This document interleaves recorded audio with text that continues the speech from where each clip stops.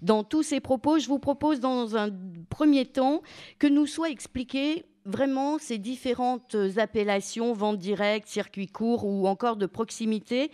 Pascal Gilly du Noyer pour la DDCCSP, ça répond vraiment à des définitions précises. En effet, bonjour à tous tout d'abord. En effet, on parle rapidement de circuit court. Le circuit court a une définition, c'est il y a un seul intermédiaire entre le producteur et le consommateur. Donc le circuit court peut être finalement très long, puisqu'il peut être sur des distances importantes. La vente de proximité, on est vraiment dans la vente très proche, sur un territoire restreint. Elle peut se faire avec des intermédiaires. Et la vente directe, là, on est sur la vente du producteur au consommateur. Ça peut être sur des marchés, ça peut être au niveau d'une exploitation agricole qui décide d'avoir un petit atelier de vente directe à son exploitation. Et tous ces différents types de ventes conditionnent des dispositions d'aménagement, de fonctionnement, donc en lien avec des textes réglementaires, bien entendu, pour pouvoir travailler correctement. Et surtout pour pouvoir vendre dans des dispositions correctes et que le produit soit bien accueilli par le client et par l'intermédiaire. Pour la Chambre d'agriculture, Valérie Moreau, circuit court, c'est une appellation que vous n'aimez pas trop. Non, effectivement, comme on vient de vous le présenter, circuit court, effectivement, il y a un intermédiaire et effectivement, je rejoins bien que ça peut être effectivement un trajet long.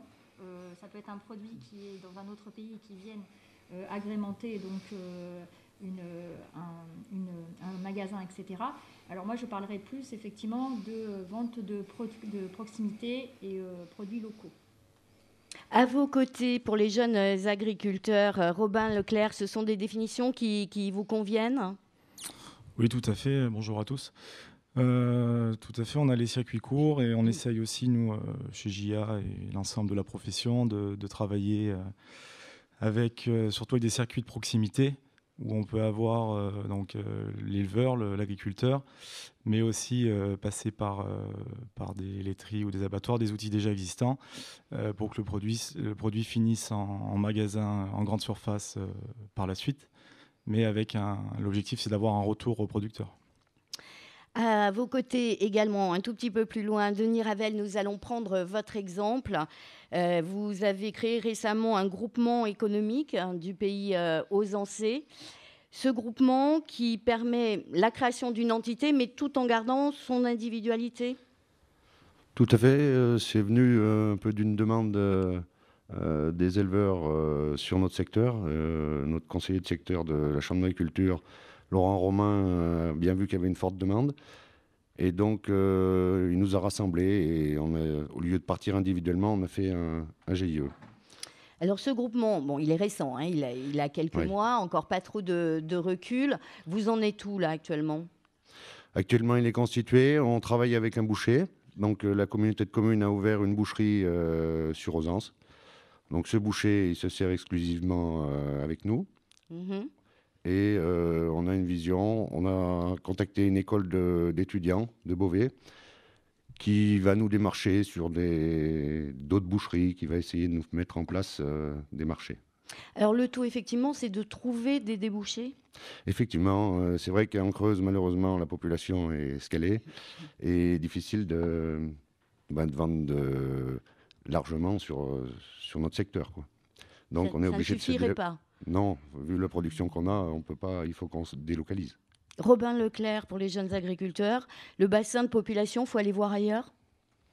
Tout à fait. Le problème qu'on a en Creuse, c'est qu'on n'a pas beaucoup de demandes. Alors moi, je vais prendre l'exemple de Montlé, puisque je suis producteur de lait et adhérent à l'association Montlé.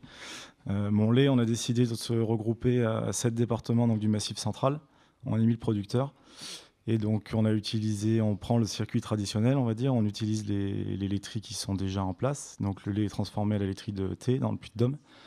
Et après, donc, on a commencé par le revendre dans nos magasins de chaque département. Et là, on essaye d'aller chercher des plus gros bassins de population, notamment sur Montpellier et Bordeaux. Et on voit qu'au bout de la 4e année, là, on arrive à 5 millions de litres de lait écoulés. Donc là, on commence à retrouver ces billes. Voilà, l'objectif, c'est d'arriver à 10 millions de litres de lait. Et on pense y arriver fin 2018, puisque quand on arrive sur des secteurs, comme je disais, sur des grandes villes, Bordeaux, Montpellier, des gros bassins de population, les ventes montent en flèche. Alors, comment ça se passe également dans le département? Avec nous, Damien Vinceau, vous êtes gérant de l'Intermarché de Bonnat. Déjà, est-ce qu'il y a vraiment une demande des consommateurs pour ces produits? Bonsoir à tous. Oui, effectivement, on sent un gros engouement au niveau de tout ce qui est produit localement. Les gens sont très très à l'écoute de toutes les associations, tous les groupements qui peuvent se créer. Et ils sont forcément sensibles à l'offre qu'on peut leur proposer. Alors, pas sur les circuits courts, mais vraiment sur les produits vraiment locaux, avec des petits producteurs, des petits fournisseurs qui n'ont pas forcément accès à nos centrales d'achat et qui peuvent venir nous rencontrer. Je parle là pour l'ensemble de mon groupe et on essaye de leur faire une place dans nos linéaires.